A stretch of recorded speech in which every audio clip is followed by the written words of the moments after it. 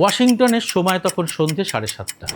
একটা বিমান নামছে মেরিল্যান্ডে, আর বিমান থেকে নামছেন এমন একজন মানুষ যার একটা সিদ্ধান্ত কয়েক ঘন্টার মধ্যেই বদলে দেবে কোরীয় উপদ্বীপের সমীকরণ।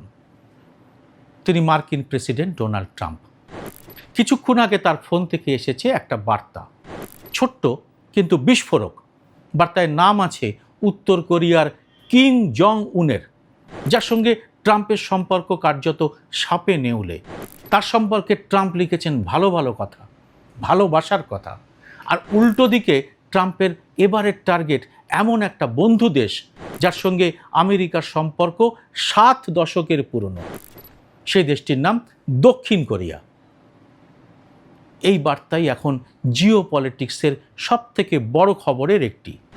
যে দেশ সামরিকভাবে ট্রাম্পের দেশকে কার্যত প্রবল চিন্তায় রেখেছে, যে দেশের শাসক বারবার বলেছেন তাকে মারতে চায় আমেরিকা, সেই উত্তর কোরিয়ার কিম জংয়ের সম্পর্কে কেন এসব কথা লিখলেন ট্রাম্প?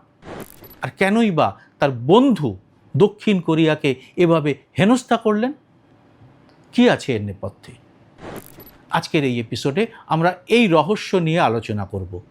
এই একটিমাত্র টুইটের পেছনে লুকিয়ে আছে কি কি চাল, আর তার ছায়া কত দূর পড়তে পারে গোটা বিশ্বে, তার চাঞ্চল্যকর বিশ্লেষণও আপনাদের সামনে আনব।